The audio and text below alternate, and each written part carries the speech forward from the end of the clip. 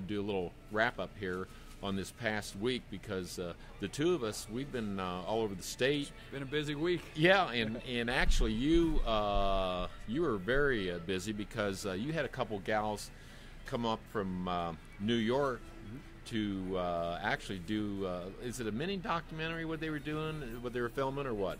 Yeah. We had two people come into town.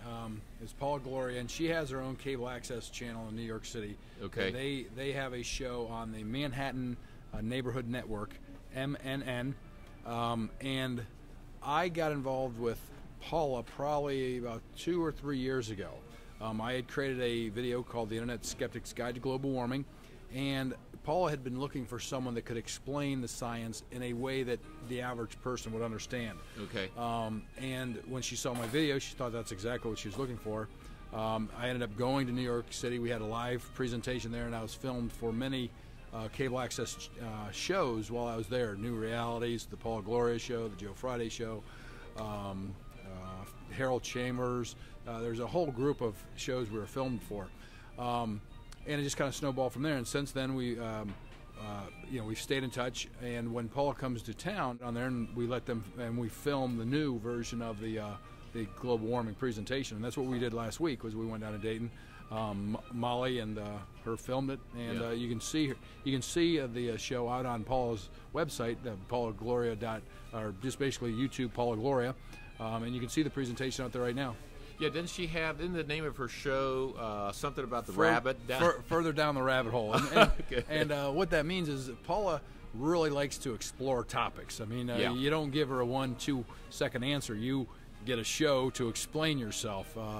And so that's what's really special about Paula is if you really want to take the time to understand something, she'll take the time to make sure you get the message out. Good on your case, saying get this stuff ready, and they've already got your show already up on YouTube. They do. Like I said, they're phenomenal. And you can go to Paula Gloria and watch the video, or you can go to our website. I've highlighted it in my favorites list, so you can go to CO2 is Life.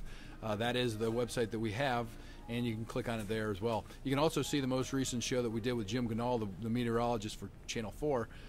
That's out there as well. Yeah, right. And I guess now while you've touched base on that, let's go ahead and let the audience know that you gave a nice presentation along with Channel 4's top meteorologist, Jim Ganal, and he's been the top weather guy here in Columbus, Ohio for 30 years. Decades, yeah. Yeah, and he gave a nice presentation. It was a little bit different than yours. He gave one version, and you gave another take. Go ahead and let the audience know what Jim did and then what you did, and then we'll also let the audience know that we did a nice little wrap-up show with the two of you. Okay.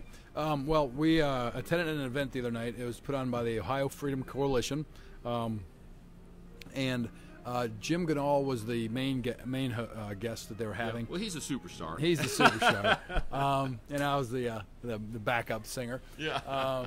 But Jim came in and they had asked me not to cover the science. And normally, if you've seen my presentation, it covers the science. And so Jim came in, he covered the science, and I created a presentation called Global Warming, the Politics, Economics, and the Dark Side. Okay. And you can see that video on Paula Gloria's website as well. But it covers the implications of all this global warming hype, as far as what kind of policies may be passed, the economics, the politics, and the dark side.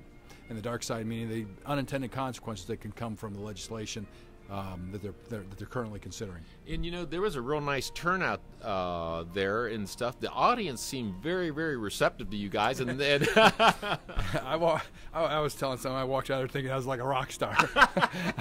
I was surprised at how, that's quite a. It was an interesting feeling. Other people are cheering and clapping and everything. It's like a rock star. Yeah. But it was a lot of fun. It was a very receptive crowd. I hope we can give more presentations like that. And the bottom line is it's educational. I mean, this is something people need to start paying attention to because it's going to cost society so much if we don't start addressing this. And you're bringing up a good point because I've already had somebody question me, well, you guys must be on somebody's payroll. You must be on Big Oil's payroll or something. I wish to God we could get on someone's payroll. I tried to tell them. Hey, Big Cole. Come on aboard. You and I were doing this out of our own pocket. All the I have been paid once for the presentation. but that's it. Yeah. Most of the stuff we do is completely free. It comes from our heart. I'm doing this basically because I want to leave my son a better world than what I came into. And I think if we start doing many of these things that they're talking about, we're going to be leaving our children a bankrupt nation, not a healthy, strong nation, a bankrupt nation. Well, you know, you're touching on an important subject, and I think I know the girls wanted you to reiterate what's driven you to take up this crusade, because this has been, what, about a 3 or 4 year crusade, and then also let the audience know, because you've become very active as far as, you know, in the talk radio circuit, and of course that's my cup of soup, yeah. and you've kind of joined my crew, and we got to come up with a couple of rapper names or something. I think, you know, we got a big posse now and stuff. So, well, I wouldn't put myself in your league yet, okay. Or ever. Okay. You guys listening out there?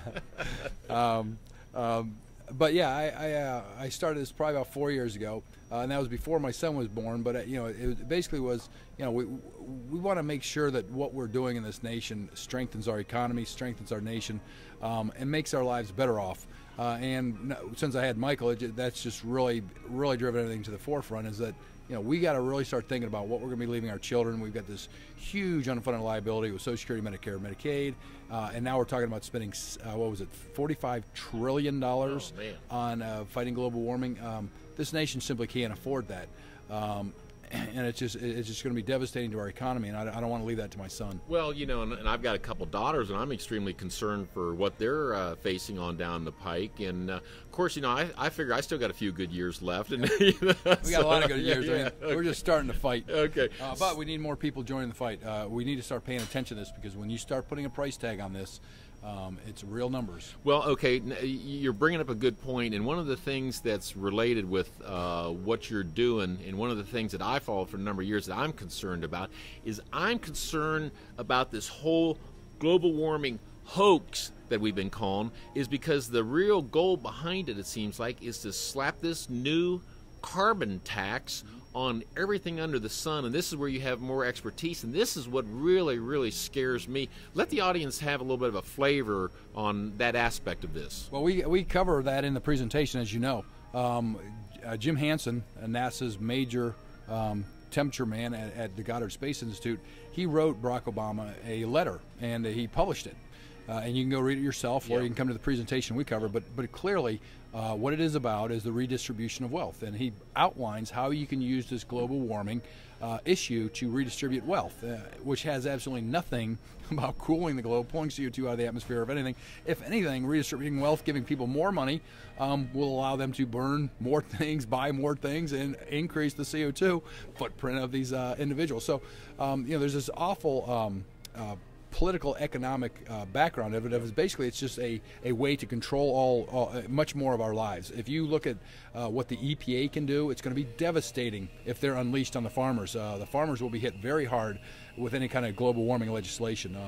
The one topic, article that we addressed in the presentation is the Obama's carbon ultimatum, and it basically points out that the EPA has plans from the Clean Air Act to basically centralize the U.S. economy under their regulations, and it stops barely short of basically saying we're going to collectivize the farms. And I think if anyone out there needs to start paying attention to this issue, it's certainly the farmers. We're already seeing this drive towards green economy, what it's doing to our auto industry. It'll do the same for the steel industry. You heard comments by Obama and Biden during the campaign about bankrupting coal-burning power plants, attacking the coal industry. Those are real jobs that we're going to be losing, and those are real costs, because if you get rid of coal as our major energy source, the next, everything gets more expensive from there. One of the slides we show says that in many areas of the United States, electric prices would likely almost double under this coal.